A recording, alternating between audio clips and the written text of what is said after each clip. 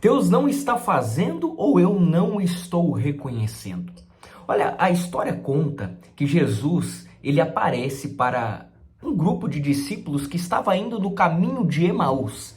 E ali aqueles homens não reconhecem Jesus como Jesus. E eles então começam a conversar e Jesus, sabendo e percebendo que aqueles homens estavam tristes, ele começa a questionar aqueles homens o porquê do motivo da tristeza, o porquê do motivo que aqueles homens estavam daquele jeito, visivelmente caminhando com a cabeça longe e tristes. Então aqueles homens abrem o coração, eles falam: pois é, você não viu o que aconteceu em Jerusalém? Jesus foi crucificado e eles estão ali conversando, abrindo o coração para Jesus sem perceberem que era Jesus que estava diante deles. Agora, o que me chama a atenção é que no verso 21 de Lucas capítulo 24, é quando um daqueles discípulos diz para Jesus o seguinte: ele expõe algo que estava no coração dele, uma expectativa que estava no coração dele acerca de Jesus. E nós esperávamos que era ele que ia trazer a redenção a Israel. E hoje é o terceiro dia desde que tudo isso aconteceu. Na cultura judaica, naquela época, até o terceiro dia, os médicos, as pessoas acreditavam que alguém poderia viver após o laudo de morte, alguém poderia ali ressuscitar. O problema é que depois do terceiro dia era impossível. Por isso que Jesus ele ressuscita após ao terceiro dia para quebrar essa probabilidade. Mas vamos lá, esse homem aqui ele está deixando claro a expectativa dele. A expectativa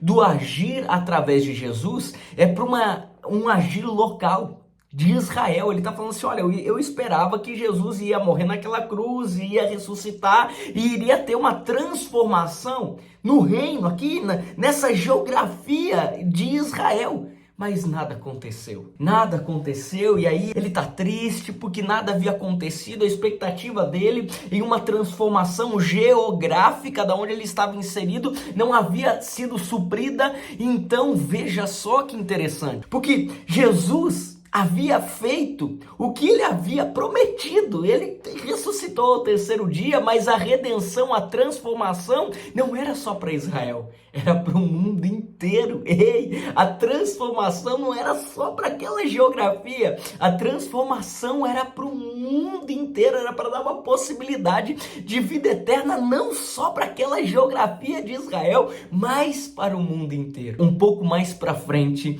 veja que quando Jesus ele parte o pão, ele está jantando com aqueles homens, as escamas dos olhos caem, eles então reconhecem que era Jesus que estava com ele e reconhecem que de fato aquelas palavras eram palavras profundas que tocavam o coração deles. Ei, entenda, em todo o tempo, Deus não deixou de fazer através de Jesus o que ele havia prometido que seria feito. Em todo tempo, o plano que Jesus havia proclamado, havia anunciado, quando estava caminhando e pregando o evangelho, não havia mudado. O que estava errado nesse momento é que a expectativa daqueles discípulos estava em algo, mas o agir de Deus estava operando em outro muito maior. Sabe, esse é o meu e o seu desafio. Nós precisamos entender, Deus sempre está agindo, Deus sempre está fazendo algo, e isso não implica nele estar fazendo aquilo que eu acho que ele tem que fazer,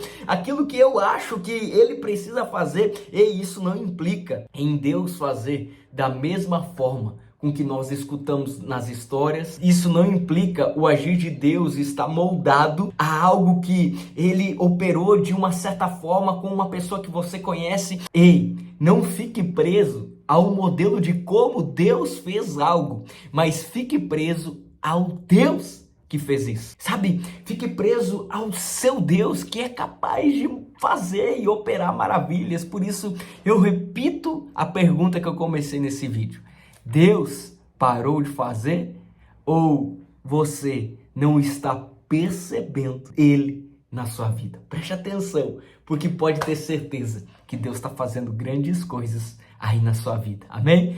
Ei, pega o link desse vídeo e compartilha com o máximo de pessoas. Se você ainda não é inscrito nesse canal, inscreva-se aqui, deixa o seu joinha e que Deus abençoe você poderosamente.